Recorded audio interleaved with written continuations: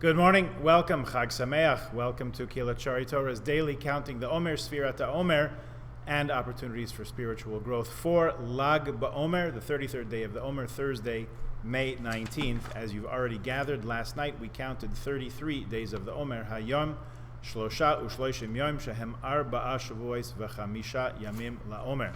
Very important day today. Let's talk a little bit about why. The Sefira for the day is Hod Shebehod, humility in humility.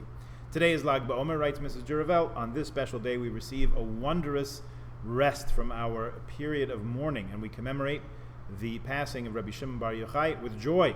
Objectively, it seems very unusual. Rabbi Shimon Bar Yochai was a student of Rabbi Akiva, but from a later period in time, the original 24,000 students of Rabbi Akiva, as we discussed in our introduction to our journey through Sefirat Haomer, passed away during this time, leaving us, the Jewish people, in a state of tremendous mourning.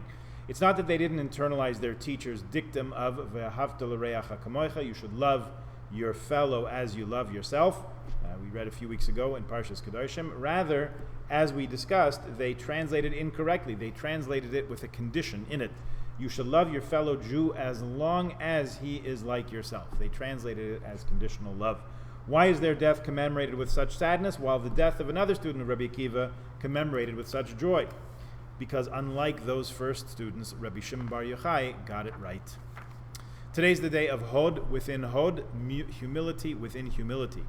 It means examining our humility to make sure that we're seeing ourselves and others through the true lens of godliness, greatness, the glory that encompasses the package we've all been gifted by Hashem. We view others as wonderful beings without judgment and without imposing our own standards on them. How did Rabbi Shimon Bar Yochai get it right? Rabbi Shimon Bar Yochai was forced into isolation together with his son in a cave hidden from sight. They subsisted on miracles for 12 years. They were spiritually lofty years, 12 years, when Rabbi Shimon was focused just on the essence of what was really important and big in life. Learning Torah in the loftiest of ways. After the danger passed, Rabbi Shimon Bar Yochai emerged from his cave, and for the first time in 12 years, he saw people leading regular lives, conducting business, planting, laughing, being busy with everyday affairs. Coming from his purely spiritual enclave, he perceived everything he saw with judgment. His judgment was so intense, and his vision so one-dimensional, that everything he laid eyes upon went up in smoke. A heavenly voice commanded him, we read in the Talmud and Tractate Shabbat 33b, "Did you leave the cave to destroy my world? Get back in your cave." Rabbi Shimon Bar Yochai retreated back into the cave. He spent one more year in that cave, a year no less spiritual, no less lofty, but with a different focus. His last year was spent focusing on how the activities of others, even though they may be mundane, vachadik, workaday, can be perceived as equally spiritually and lofty, because each person is their own world, and the way they express godliness and find Hashem in their worlds can be unique. He spent that time appreciating the shleimus, the complete picture of other people's greatness. When he finally came out after the 13th year now, he perceived everything with blessing and love. That is the simcha of Lag BaOmer. It's the simcha of seeing the world in that fresh way of Hod, the innate greatness of those around us, and how equally important and beloved they are to Hashem. Pardon me. Rav Yitzchak Hutner writes in a letter to a student, Pachad Yitzchak, I'll give you the reference if you're interested in looking it up, that many different points of a person's life, when arranged equidistantly around one central point, which is Hashem, create a homogeneous whole circle. Focusing everything on Hashem transforms a double life into a broad life. We can apply this to individuals serving God as well.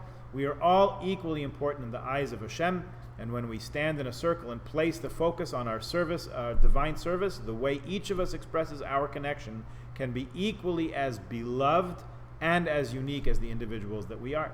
One person might achieve greatness in the world of business by bringing God into the workplace. Another special soul may bring out the best in children.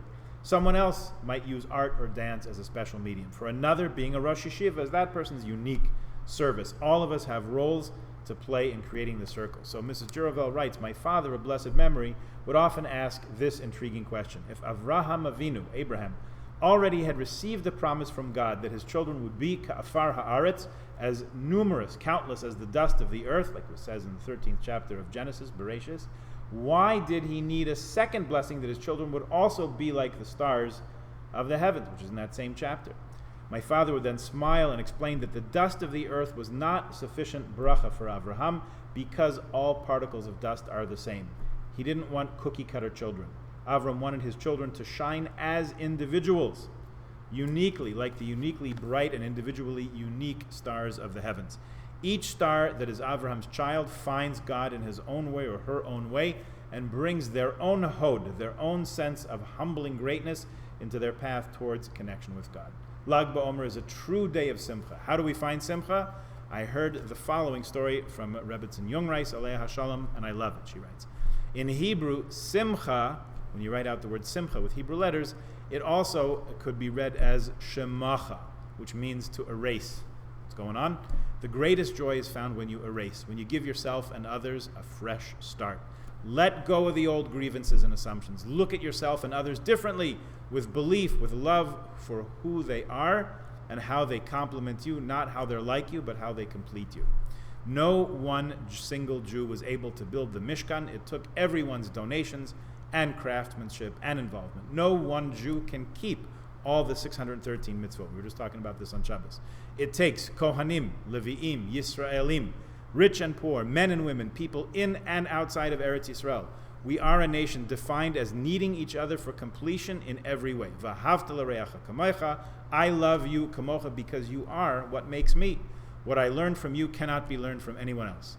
The purpose of the world cannot be fulfilled without you. I cannot live fully without you. It's a humbling thought, and it makes us all even the greater for thinking it and for knowing it. Today's call to action: make room today for one new thought about at least one of your spiritual siblings. If there is a segment of our society that you do not particularly appreciate or that you view as inferior, question what lies at the root of your intolerance and try to open your heart to loving them somehow.